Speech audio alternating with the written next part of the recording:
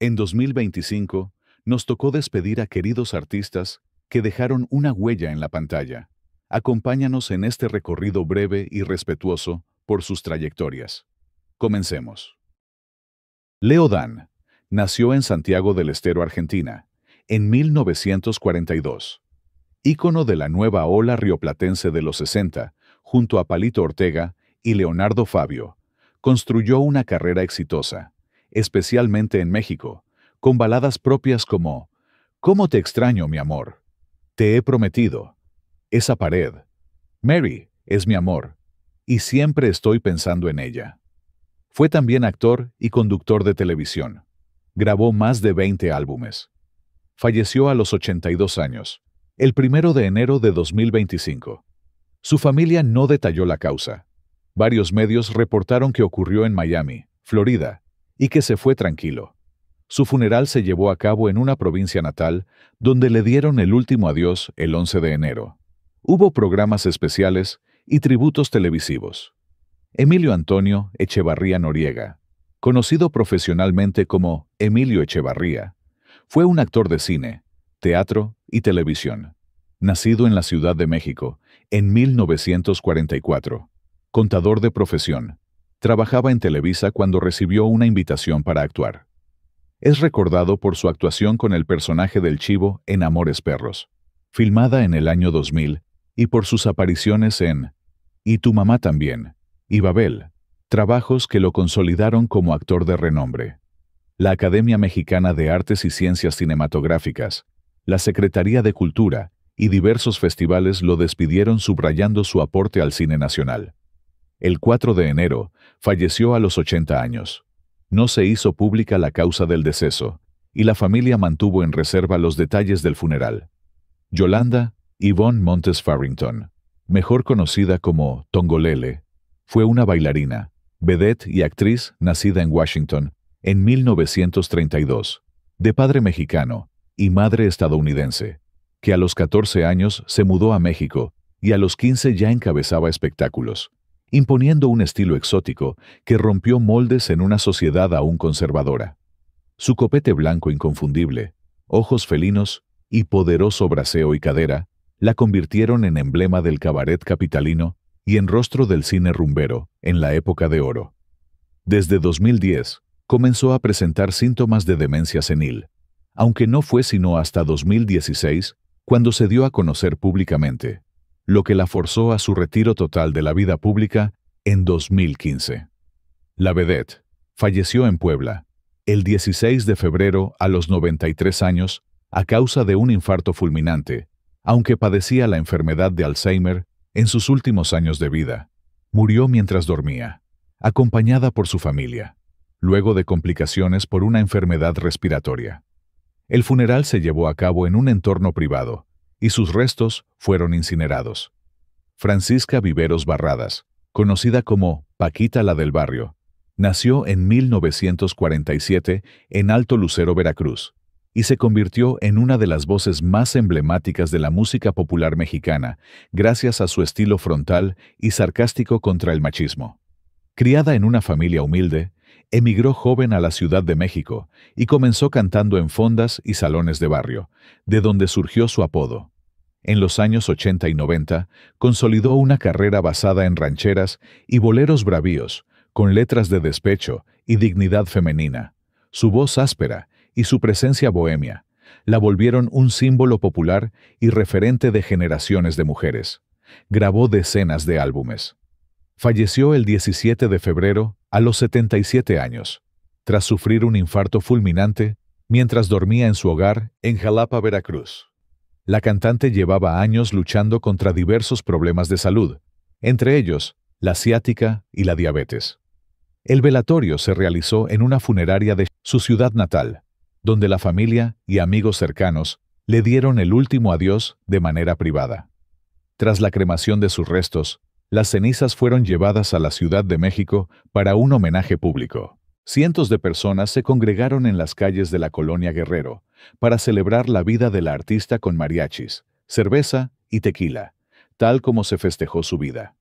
El plan de la familia era realizar un homenaje oficial en Bellas Artes, al estilo de otros artistas mexicanos, pero la Secretaría de Cultura no dio su aprobación. Daniel Mauricio Bisoño Roldán nació en Ciudad de México en 1973. Fue un conductor y actor mexicano conocido por su estilo mordaz en Ventaneando, programa al que se integró en 1997 y donde se volvió una de las caras más reconocibles del periodismo de espectáculos en TV Azteca. Además, trabajó con regularidad en teatro y en radio. En 2023, su salud se complicó por una hemorragia digestiva asociada a varices esofágicas y, tras múltiples ingresos, terminó necesitando un trasplante de hígado realizado en septiembre. Después, enfrentó una infección bacteriana que lo mantuvieron en terapia intensiva hasta su muerte, el 20 de febrero a los 51 años. Su fallecimiento fue confirmado por TV Azteca y colegas del programa, y causó amplio pesar en la industria. Su cuerpo fue cremado el 21 de febrero de 2025, tras lo cual se realizó un homenaje póstumo en el Centro Cultural Teatro 2, cumpliendo el último deseo de Bisoño de ser recordado en un escenario. Queda su legado como una voz influyente y a menudo polémica del entretenimiento en México. Le sobrevive su única hija, Micaela. Alma Rosa Aguirre Juárez fue una actriz del cine de oro mexicano y hermana mayor de Elsa Aguirre. Nació el 19 de febrero de 1929 en Ciudad Juárez, Chihuahua, y se hizo visible a mediados de los años 40, después de ganar un concurso de belleza junto a sus hermanas, donde desarrolló una carrera que recorrió de 1946 a 1973, con títulos emblemáticos como Una gallega en México, La familia Pérez, El Siete machos, Nosotras las taquígrafas, Yo quiero ser hombre. Su filmografía supera el medio centenar de películas y la consolidó como rostro recurrente de la comedia y el melodrama de su época. En 2018, la actriz decidió mudarse a la casa del actor y ahí permaneció hasta el 27 de enero, falleciendo a los 95 años, por causas naturales propias de la edad avanzada. Fue velada en la funeraria García López de la Ciudad de México, y su hermana Elsa Aguirre no pudo asistir por problemas de salud. Sus restos fueron cremados y entregados a su hermana Elsa. Flor Procuna Chamorro nació en 1952 en la Ciudad de México. Fue una actriz mexicana de cine, y sobre todo, de telenovelas, recordada por su poderosa presencia como villana. Su papel de Irma Ramos en Los ricos también lloran la volvió un rostro imprescindible de la televisión de finales de los 70 y 80. Hija del torero Luis Procuna y de la nicaragüense Consuelo Chamorro Benard, creció entre arenas y camerinos antes de debutar muy joven en la pantalla. Murió el 1 de marzo a los 72 años en Guadalajara, Jalisco. La noticia fue difundida por la prensa mexicana y figuras del espectáculo, subrayando su legado como una de las grandes antagonistas de la telenovela clásica. Guillermo del Bosque nació en Matamoros en 1961. Fue un productor de televisión clave en Televisa y fundador de Telehit, donde impulsó formatos que marcaron a una generación, como El Calabozo, No Manches, La Jaula y comedias como Nosotros los Guapos. Su sello fue apostar por talentos jóvenes y contenidos irreverentes que conectaran con el público masivo. En 2017, le diagnosticaron linfoma de Hodgkin. Atravesó quimioterapias y un trasplante de médula ósea, y en 2020 llegó a anunciarse libre de la enfermedad, pero sufrió una recaída, y el 7 de abril falleció a los 64 años. Arsenio Campos nació el 26 de enero de 1946 en Tijuana, Baja California. Desde joven, se interesó por las artes escénicas y tras abandonar sus estudios de periodismo, comenzó a trabajar como secretario de Raúl Velasco, lo que le abrió puertas en el mundo del espectáculo. A lo largo de su vida artística, colaboró en más de 30 melodramas, además de novelas, cine y teatro, interpretando tanto papeles de héroes como de villanos con gran versatilidad. Estableció su residencia en Saltillo, Coahuila, desde 1996, y también dedicó parte de su tiempo a la enseñanza y otras actividades como la fisioterapia. El 1 de abril falleció a los 79 años de edad. Norma Helen García Mora Starr nació en 1943 en la Ciudad de México. Fue hija de padre árabe y madre irlandesa. En 1959 ganó un concurso de belleza que le abrió paso al mundo artístico, a pesar de que su familia inicialmente se oponía a que se dedicara a la actuación. A lo largo de su carrera, incursionó no solo en el cine, sino también en la música y el baile, grabando algunos discos. En su trayectoria, actuó con muchas de las figuras del cine clásico mexicano, cubriendo roles tanto de protagonista como de villana. Desde 2002 vivía en la casa del actor en Ciudad de México. El 11 de febrero de 2025 falleció allí a los 81 años de edad. Lupita Torrentera nació en 1931 en la Ciudad de México. Fue bailarina y actriz de la época dorada, cuya fama quedó ligada a su relación con Pedro Infante, con quien tuvo 3 hijos. De adolescente debutó como La Muñequita que Baila. Pasó por revistas musicales, filmó varias cintas y, tras su ruptura con Infante, se casó con el locutor y actor León Michel, con quien procreó 3 hijos más. Murió en la Ciudad de México el 24 de abril a los 93 años, por causas naturales a su edad. Fue velada en una funeraria del sur de la capital y cremada el 26 de abril, en una despedida íntima de familiares y amigos. Rita Flores de Wallace nació el 15 de abril de 1937 en Nuevo León. Durante su infancia, viajó con su padre por distintas regiones rurales de México, lo que le permitió conocer y aprender de las expresiones artísticas tradicionales de muchas comunidades indígenas. Rita fue una destacada promotora del arte popular mexicano en Estados Unidos. Se radicó en Colorado tras casarse con John Wallace en 1980, y durante décadas fue reconocida como la primera dama del arte folclórico mexicano, en Denver. Su labor artista abarcó disciplinas como el bordado mágico, el papel picado, la danza folclórica y el uso del arte narrativo tridimensional, cuentos, en relieve usando fieltro, tela o papel, para transmitir historias y tradiciones culturales.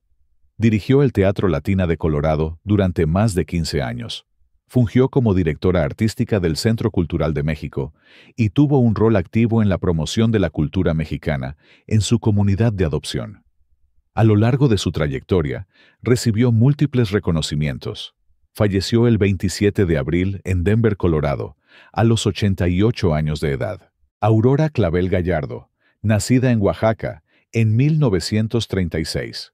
Fue una actriz mexicana de cine y telenovela, cuya trayectoria se extendió por más de 5 décadas. Se mudó joven a la Ciudad de México y alternó el teatro con el cine y la televisión. En cine destacó en Tarahumara en 1965 y La Soldadera, entre otras, y en producciones internacionales. En televisión fue un rostro habitual de los melodramas. Participó en Los ricos también lloran, Monte Calvario, El pecado de Oyuki, María Isabel, entre muchas otras. Orgullosa de su origen indígena, impulsó iniciativas culturales en su tierra. Fue varias veces nombrada hija predilecta de Pinotepa Nacional y promovió una escuela de arte dramático. Ocupó cargos gremiales en la ANDA.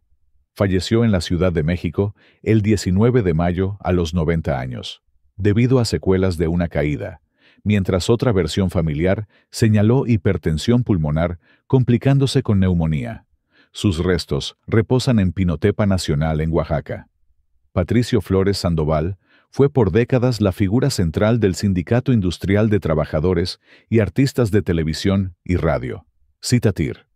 Nacido en Guadalajara, en 1951, inició como maestro normalista y operador de audio en radio y televisión en Guadalajara. Desde ahí fue escalando en el sindicato hasta convertirse en secretario general del Comité Ejecutivo. También militó en el PRI y fue diputado federal.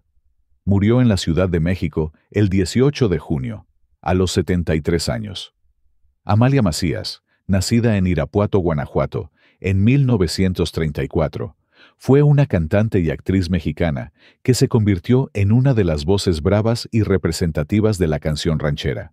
Inició a los 13 años tras ganar un concurso amateur en el Cine Rialto de su ciudad, y pronto dio el salto a la capital para grabar sus primeros sencillos, construir una carrera en radio, teatro, cine y televisión, y llevar repertorio mexicano a Europa durante las décadas de 1970 y 1980, donde se presentaba como embajadora de la música tradicional de México. A lo largo de su trayectoria, grabó alrededor de una decena de discos y más de 20 sencillos, consolidando un estilo recio y emotivo que la identificó como orgullosamente irapuatense. Falleció el 24 de julio a los 91 años. Fue despedida en Irapuato con una ceremonia emotiva, reflejo del arraigo que mantuvo en su tierra natal. Salvador Aguilar, mejor conocido como Chava Drago, fue un cantante y compositor mexicano, voz y cofundador de la banda de hard rock, Coda, grupo surgido a fines de los 80, y protagonista del boom del rock nacional de los 90, con temas como Aún, Eternamente y Tócame, donde destacó por su timbre potente y su carisma en escena. En 2024, hizo público que padecía cáncer de estómago y se sometió a cirugía, quimioterapia y radiación. A inicios de agosto de 2025, avisó a sus seguidores que los médicos ya no podían hacer más por él y dejó un mensaje póstumo de agradecimiento. Falleció el 21 de agosto, a los 56 años. Su funeral, reservado a familia y amigos, y el 25 de septiembre tuvo un homenaje abierto en el Salón La Maraca de Ciudad de México, que él mismo dejó previsto. Su legado queda como una de las voces emblemáticas del rock mexicano y el rostro histórico de Coda en escenarios de México y América Latina. Lourdes Ambrís nació en 1958 en la Ciudad de México. Desde joven destacó por su voz de soprano y comenzó una carrera que se extendería por más de 4 décadas.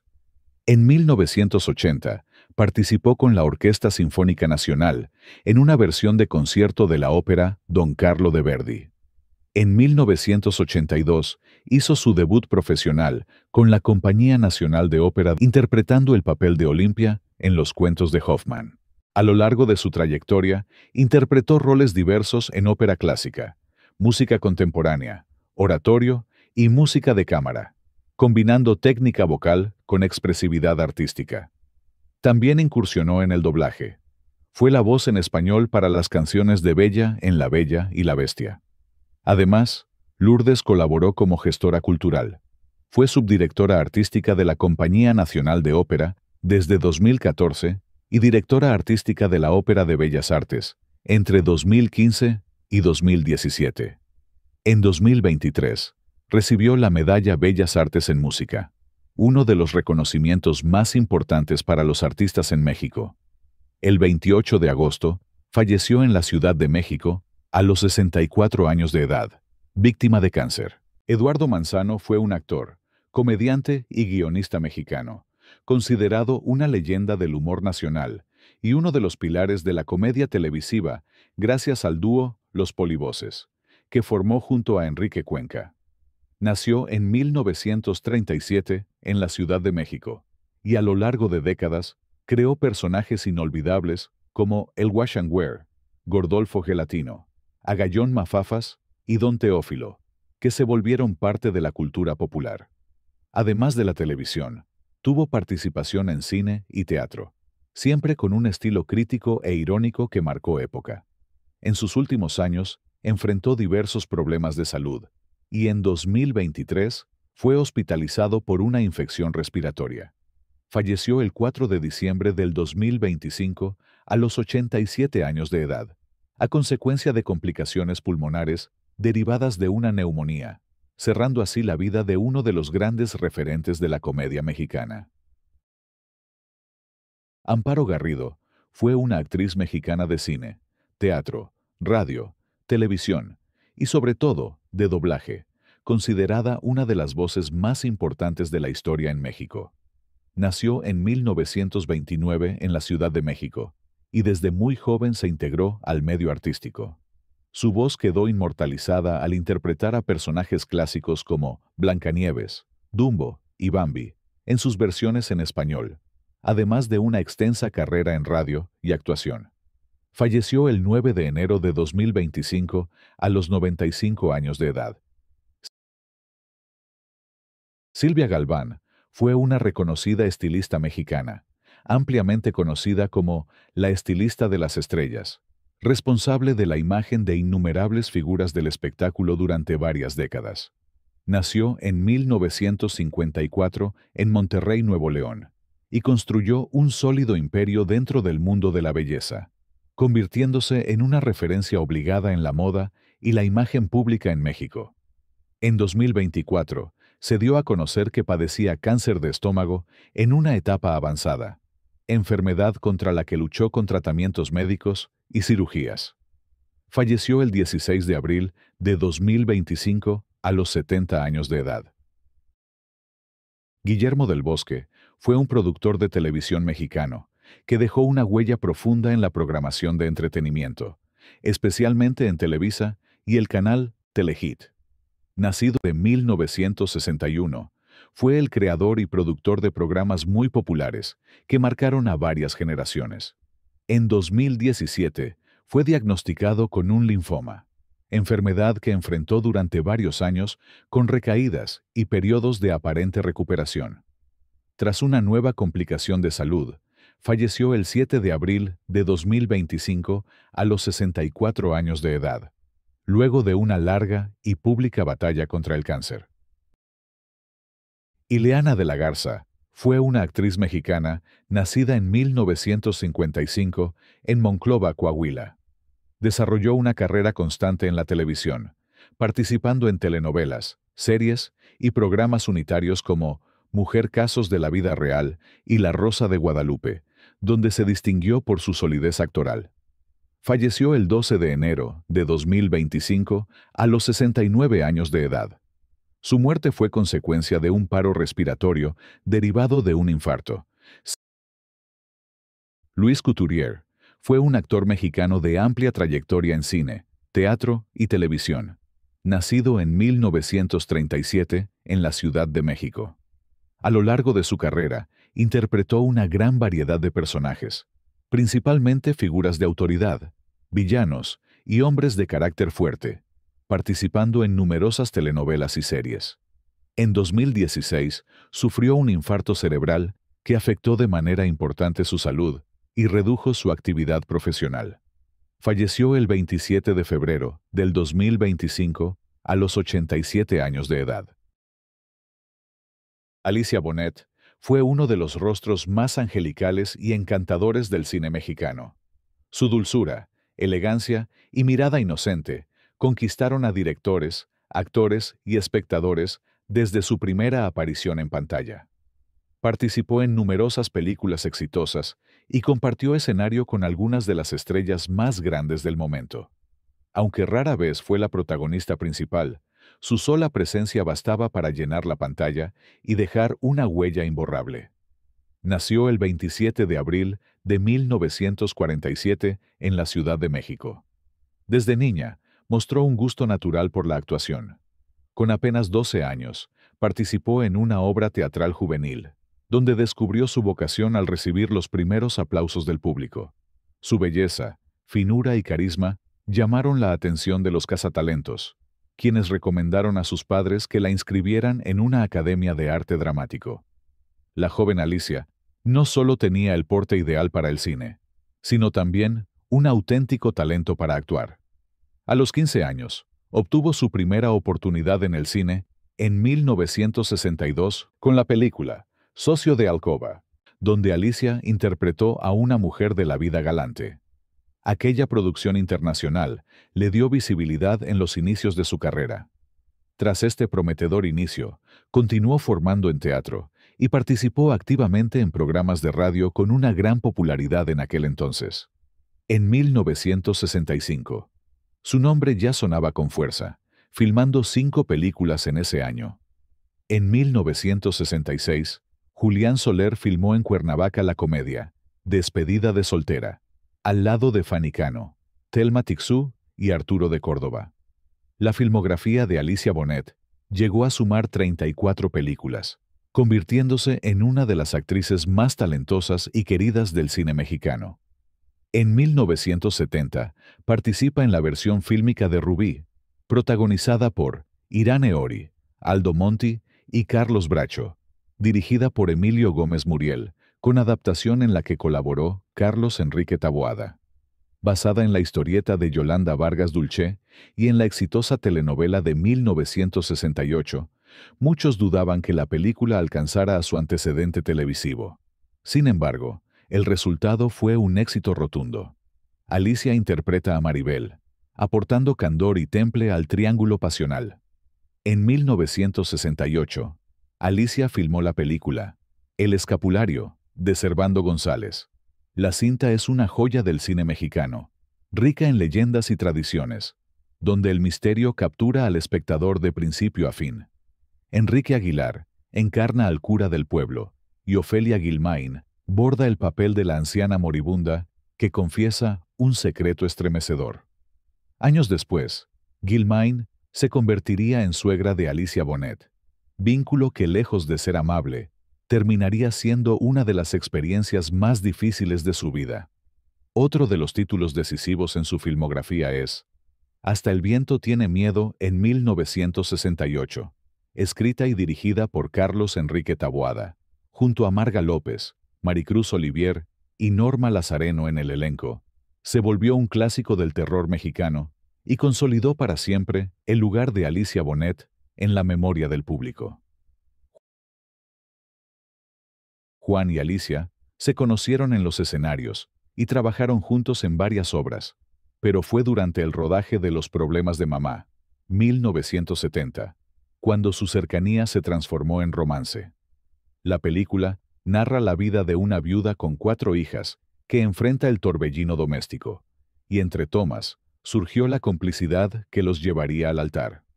Tras casarse, tuvieron 2 hijos, Juan Carlos y Mauricio Gutiérrez Bonet. Y, por un tiempo, Alicia decidió apartarse de los reflectores para dedicarse de lleno a la crianza. Su ética profesional le impedía aceptar proyectos si no podía entregarse al 100%. La relación de pareja, sin embargo, atravesó tensiones. Diversas versiones de la época señalan conflictos familiares y celos alrededor del matrimonio, además de rumores sobre infidelidades que minaron la convivencia.